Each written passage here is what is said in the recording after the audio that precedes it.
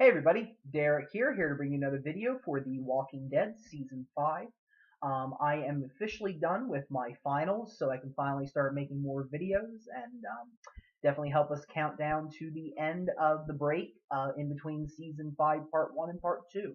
And in this video, I'm going to be making some early predictions, just basically going to be going over some of the things that I saw on the trailer, some of the things that I've been reading about in various articles, and just making some predictions as to what I think is going to happen in this is more predictions of the first 3 or 4 episodes maybe as we get back in. So that's what this video is going to be about. Just in case you are not caught up on Walking Dead, or if you don't want to be spoiled, because I have been reading articles that may be correct information, they may not be correct information. But in case you don't want to be spoiled, don't watch the video or you might be spoiled. Okay, so obviously we ended the season on a very solemn note with Beth dying. Beth getting killed. I mean, Dawn shot Beth. The group failed to basically rescue her successfully from the hospital, and now there are going to be a lot of fallout from that death, I think.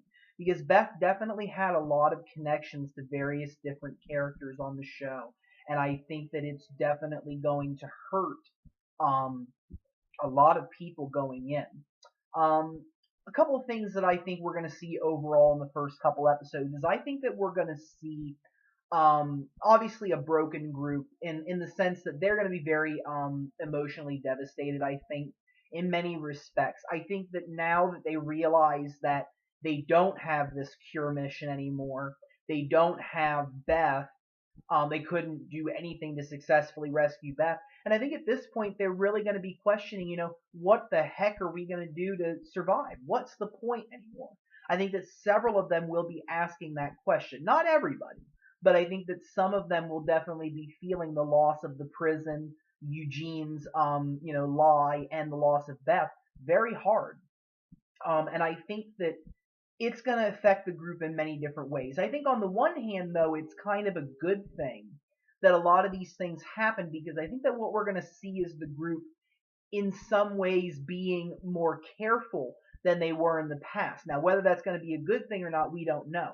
But again, I think that part of the reason why everybody was so hopeful in Terminus is because people forgot just how dangerous things are outside of the prison walls. I mean, the prison was a safe sanctuary, and you leave it and you realize, oh wow, there are different things going on out here that we have been blind to, and we're now seeing what's going on. And they saw that with Grady Memorial, and they've seen that, since the prison got destroyed.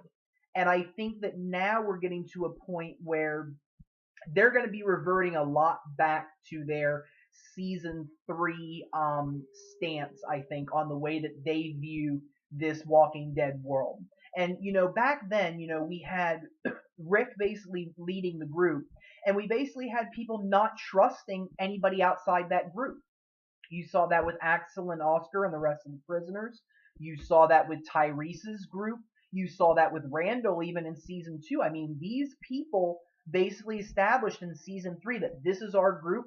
We can't trust anybody else. I can't put, Rick thinking I can't put anybody in this group in danger, so it's just going to be us, and we're just going to be, on our own, house to house, trying to survive. And I think a lot of that is going to be coming back in this upcoming season, because you definitely have a lot of trust issues now. You saw what happened with Terminus, that turned out to be bust. You saw what was going on at Grady Memorial. These people can't trust others. And I think that we're going to see Rick really, taking the reins again and going, hey, it's my way or the highway. This is what we're going to do. And a lot of that's been indicated by some of the things he said in the trailer, where he says, we'll be okay. This is how we survive. I think that this is Rick basically making his, second speech of basically saying, I'm in charge again, and here's what we're going to do.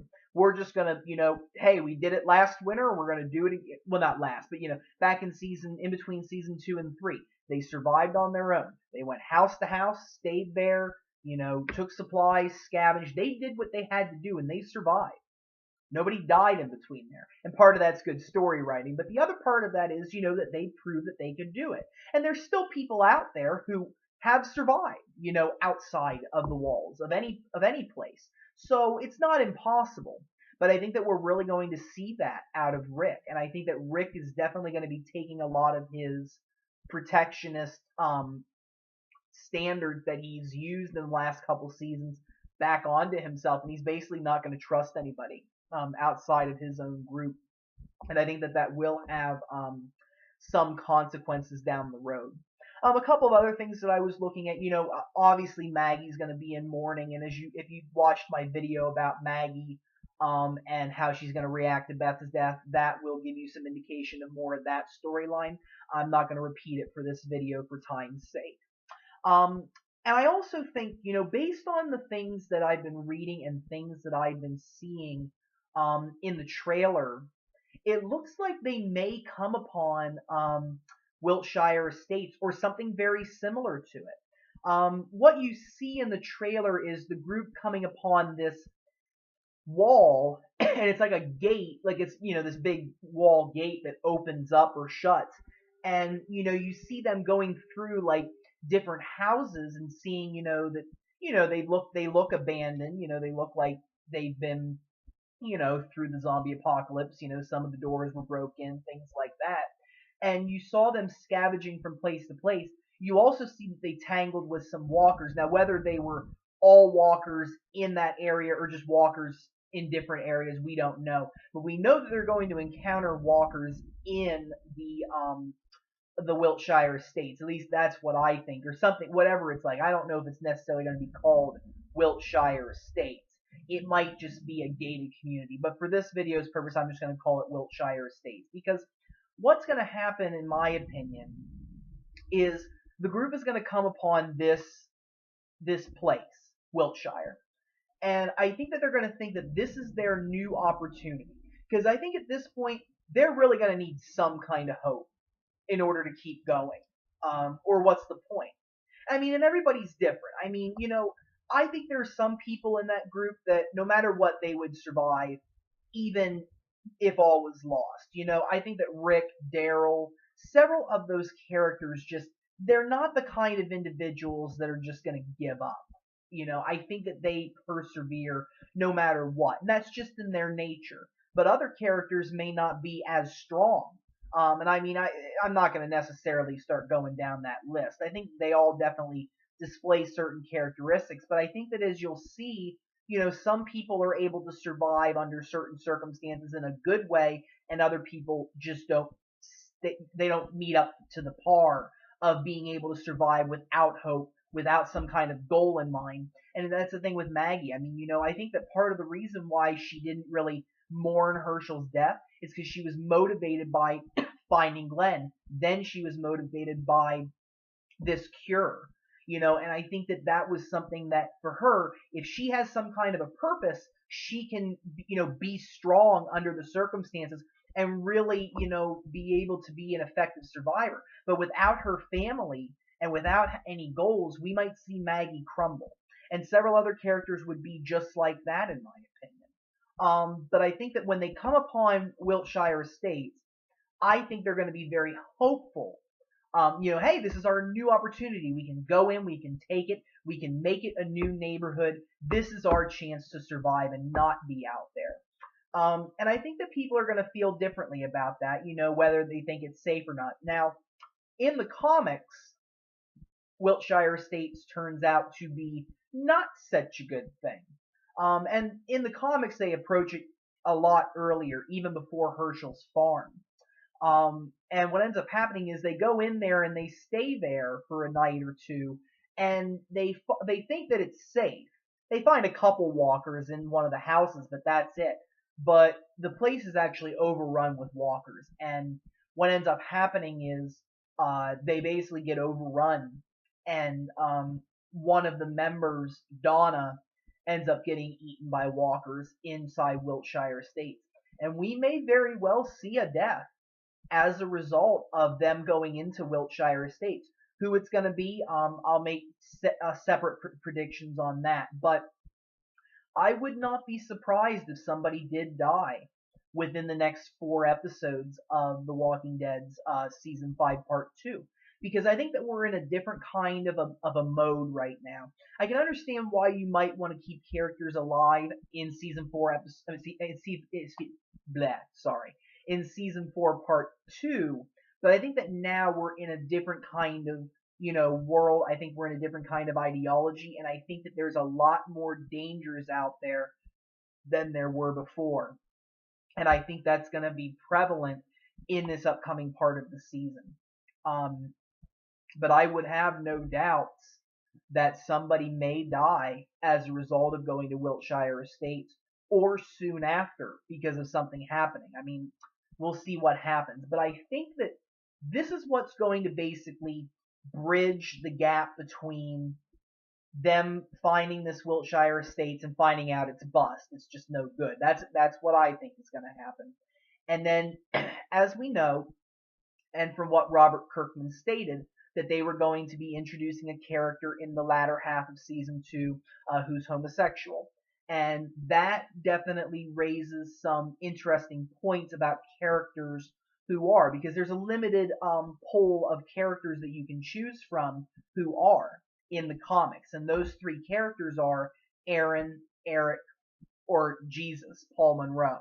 And they definitely have some options there, and they may introduce more than one. I mean, it's definitely very possible that we could see both Aaron and Eric. That's very possible. Or they might just introduce Paul Monroe, because Aaron and Eric in the comics are definitely very great characters, and I enjoy them. But I can also see why you might write them out and not include them in favor of introducing somebody more important.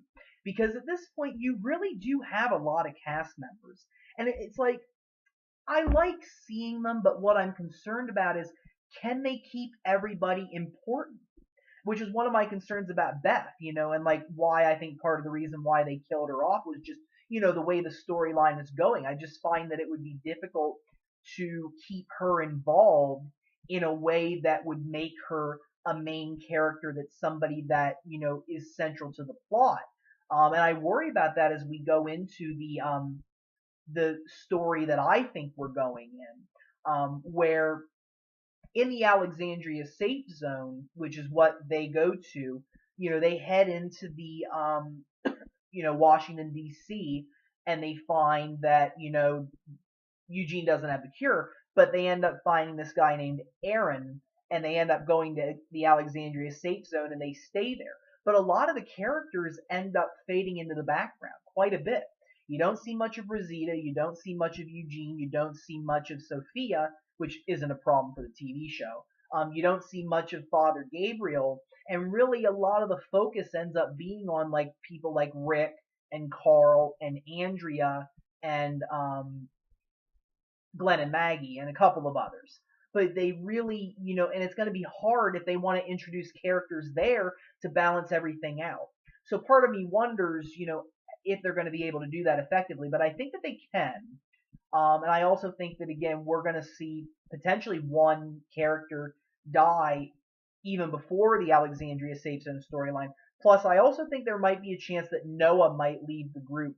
I don't really know what they can do with Noah's character, and I think, they may end up having him be the one that gets killed off in Wiltshire Estates, or he may try to leave and go find his uncle in Richmond. That's another possibility. I mean, we've had characters leave the show before, like Morales. They didn't kill him off, but they had him leave the show to make room for, the other characters to grow. And I think that's something that they might do. And what I think might happen again in season 4 part 2, season 5 part 2, is we're going to see ideologies of trust and protectionism coming into play. Because here you have Rick, who is basically saying, guys, we're going to be fine.